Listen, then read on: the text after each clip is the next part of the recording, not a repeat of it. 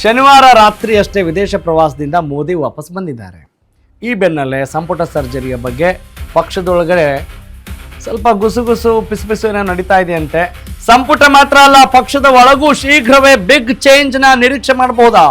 ಮಳೆಗಾಲದ ಸಂಸತ್ ಅಧಿವೇಶನಕ್ಕೆ ಆಗಬೇಕು ಮುನ್ನವೇ ಭರ್ಜರಿ ಸರ್ಜರಿ. ಆ 3 ಕಾರಣಗಳಿಂದಾಗಿ ಬಿಗ್ ಸರ್ಜರಿಗೆ ಮುಂದಾಗಿದ್ದಾರಂತೆ ಪ್ರಧಾನಿ ನರೇಂದ್ರ ಮೋದಿ. ವಿಪಕ್ಷಗಳ ಟೀಕೆಯಿಂದ ಬಚಾವಾಗೋಕೆ ಮೋದಿ ಭಾರಿ ರಣತಂತ್ರ ಹೆಣಿತಾ ಇದ್ದಾರೆ ಅಂತೆ.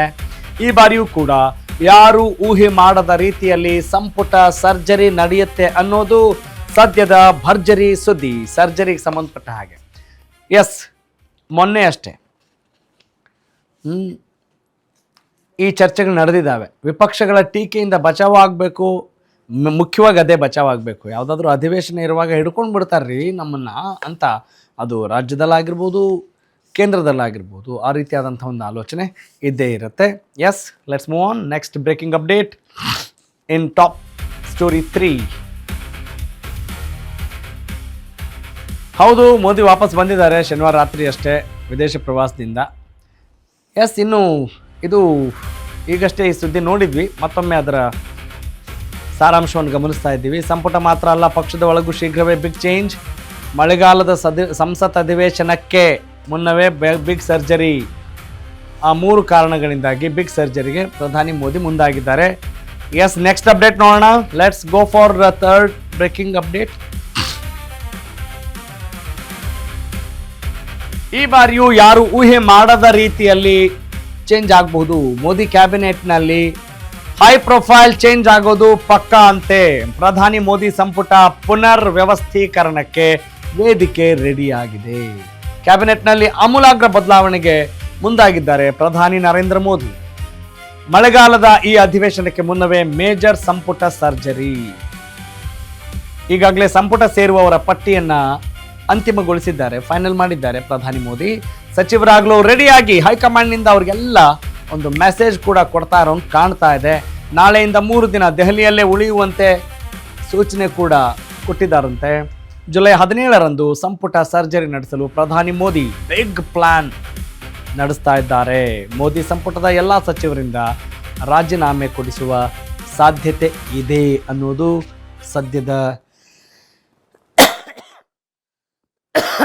ಕೇಂದ್ರದ ಸುದ್ದಿ. ಓಕೆ, ಹಾಗಾದರೆ ಯಾರಿಗೆಲ್ಲ ಕೊಡ್ಬೋದು, ಯಾವೆಲ್ಲ ಕಾರಣಗಳು ಇಲ್ಲಿ ಈ ಬದಲಾವಣೆಗೆ, ಈ ಭರ್ಜರಿ ಸರ್ಜರಿಗೆ ಕಾರಣ ಆಗ್ತಾ ಇದೆ, ಪಾಯಿಂಟರ್ಸ್ ಆಗ್ತಾ ಇದ್ದಾವೆ ಅನ್ನೋದು ನಾವು ನೋಡಬೇಕಾಗಿದೆ. ಎಸ್, ಮೋದಿ ಸಂಪುಟ ಸರ್ಜರಿಗೆ ಆ ಕಾರಣಗಳೇನು ಅನ್ನೋದನ್ನು ನಾವು ನೋಡೋಣ. ಎಸ್, ಅಯೋಧ್ಯೆ ರಾಮ ಮಂದಿರದ ಹುಂಡಿಯಲ್ಲಿ ಕಳ್ಳತನ ಆಯ್ತಲ್ಲ, ಆ ಪ್ರಕರಣ ದೊಡ್ಡ ಮಟ್ಟದ ಸಂಚಲನ ಸೃಷ್ಟಿ ಮಾಡಿದ್ದೀರಿ. ಇನ್ನು E20 ಪೆಟ್ರೋಲ್ ವಿವಾದ, ಅದು ಕೂಡ ದೇಶದಾದ್ಯಂತ ಆತಂಕ ಸೃಷ್ಟಿ ಮಾಡಿದೆ. ಇನ್ನು 3ನೇ ಕಾರಣ ಅಂತ ಹೇಳಿದರೆ ತುಂಬ ತುಂಬ ತುಂಬ ಇಂಪಾರ್ಟೆಂಟ್, ನೀಟ್ ಲೀಕ್ ಕೇಸ್. ಇನ್ನು ವಾಂಗ್ಚುಕ್ ಉಪವಾಸ ಸತ್ಯಾಗ್ರಹ ಅಲ್ವಾ, ಎಂಥ ಮೇಜರ್ ರೀಸನ್ಸ್. ಅಯೋಧ್ಯೆ ರಾಮ ಮಂದಿರದ ವಿಚಾರದಲ್ಲೂ ಕೂಡ ಬಹಳ ದೊಡ್ಡದಾಗಿ ಬಹಳಷ್ಟು ಭಕ್ತರಿಗೆ ನಿಜಕ್ಕೂ ಕೂಡ ಘಾಸಿಯಾಗಿದೆ. ಅಲ್ಲಿ ಒಂದು ಶ್ರದ್ಧಾಭಕ್ತಿಗೆ ಧಕ್ಕೆ ಆಗಿದೆ, ಅದು ಕೂಡ one of the major reasons. ಮತ್ತು ನೀಟ್ ವಿಚಾರದಲ್ಲೂ ಕೂಡ ನೀಟಾಗಿಲ್ಲ, ಎಲ್ಲವೂ ಸರಿಯಾಗಿಲ್ಲ ಅನ್ನುವ ಒಂದು ದೊಡ್ಡ ಹೊಡೆತಕ್ಕೆ, ಆಮೇಲೆ ಎಷ್ಟು ಪ್ರಾಣ ಕೈಚೆಲ್ಲಬೇಕಾದಂಥ ಒಂದು ಪರಿಸ್ಥಿತಿ ಬಂತು. ಅಂತಹ ಪರಿಸ್ಥಿತಿ ನಿರ್ಮಾಣವಾಗಲಿಕ್ಕೆ ಕಾರಣ ಯಾರು ಅನ್ನೋದನ್ನು ಇಂಡೈರೆಕ್ಟಾಗಿ ಕೇಂದ್ರ ಸರ್ಕಾರ ಹೊಣೆ ಹೊರ್ತಾ ಇದೆಯಾ ಹಾಗಿದ್ರೆ? ಎಸ್, ಸಂಪುಟ ಸರ್ಜರಿಗೆ ಸಂಬಂಧಪಟ್ಟ ಹಾಗೆ ಮೋದಿ ಬಿಗ್ ಪ್ಲಾನ್ ಏನು ಮಾಡಿದ್ದಾರೆ, ಇಡೀ ಸಂಪುಟ ಸಚಿವರ ರಾಜೀನಾಮೆ ಪಡೆಯೋದು, ಅಂದರೆ ಸಂಪುಟ ವಿಸರ್ಜನೆ ಮಾಡಿಬಿಡೋದು.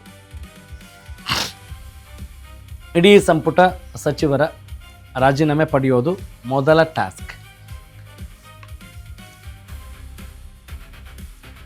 ಆಮೂಲಾಗ್ರವಾಗಿ ಸಂಪುಟವನ್ನು ಬದಲಾಯಿಸೋದು, ಅಂದರೆ ರೀಶಫಲ್, ಕಂಪ್ಲೀಟಾಗಿ ರೀಶಫಲ್. ಅಂದರೆ ಇಂಥವ್ರಿಗೆ ಇದನ್ನೇ ಕೊಡ್ತೀವಿ ಅಂತ ಮೊದಲೇ ಏನು ಊಹೆ ಮಾಡೋಕ್ಕಾಗಲ್ಲ, ಏನು ಬೇಕಾದರೂ ಆಗ್ಬೋದು. ಹಾಲಿಗಳ ಪೈಕಿ ಕೆಲವ್ರನ್ನಷ್ಟೇ ಮತ್ತೆ ಮಂತ್ರಿ ಮಾಡೋದು, ಕೆಲವ್ರನ್ನ ಮಾತ್ರ ಉಳಿಸ್ಕೊಳ್ತಾರೆ. ಇನ್ನು ಬೇರೆ ಹೊಸಬರಿಗೇನಾದರೂ ಅವಕಾಶ ಕೊಡ್ತಾರಾ? That is the point. ಬಹುತೇಕರ ಖಾತೆಗಳನ್ನು ಬದಲಾಯಿಸೋದು, ಶಫಲ್ ಮಾಡೋದು.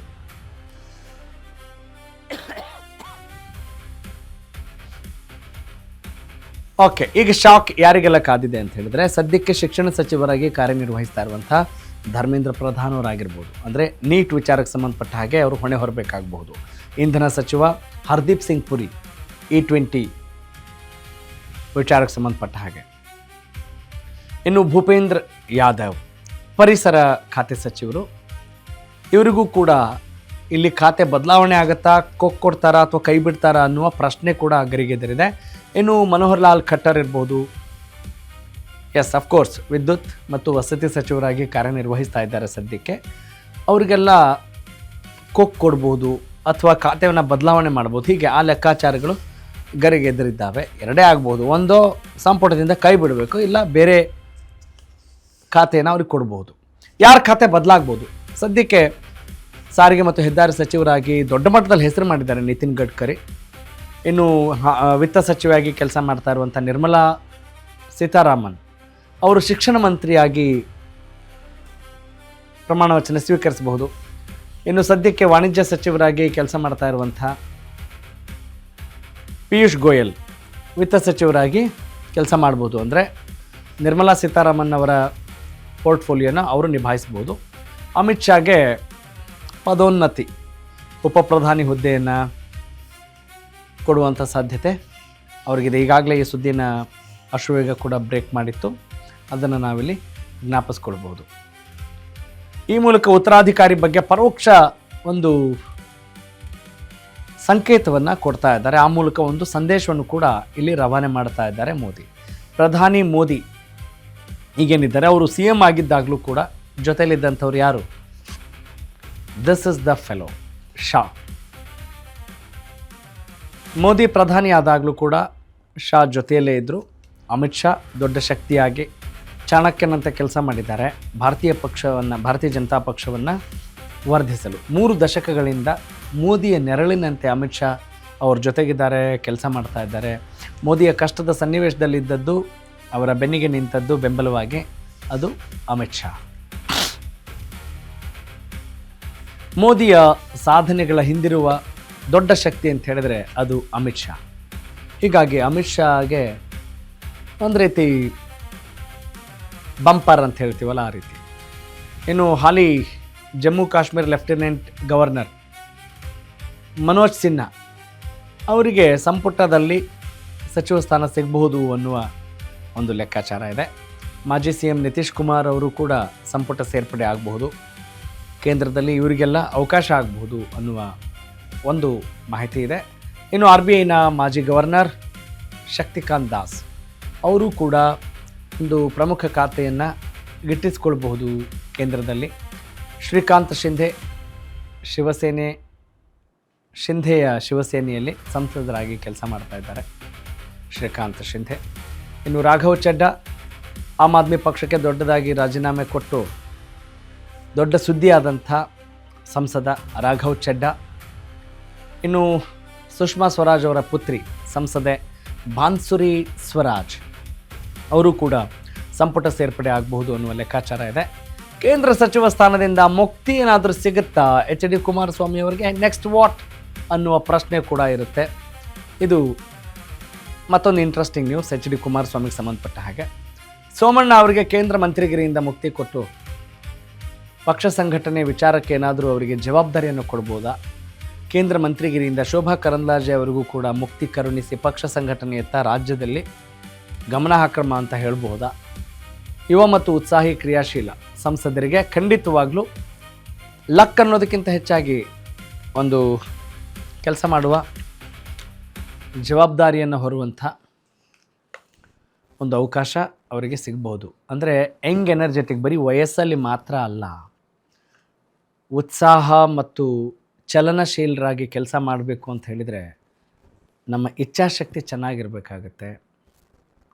ಅದಕ್ಕೆ ಪೂರಕವಾಗಿ ಸ್ವಾಸ್ಥ್ಯವನ್ನು ಕಾಪಾಡಿಕೊಳ್ಬೇಕಾಗತ್ತೆ. ಆದರೆ ಇಚ್ಛಾಶಕ್ತಿನೇ ಇಲ್ಲದೆ ಹೋದರೆ ಅದು 30 ವರ್ಷ ಆದರೂ ಒಂದೇ, 80 ವರ್ಷ ಆದರೂ ಒಂದೇ.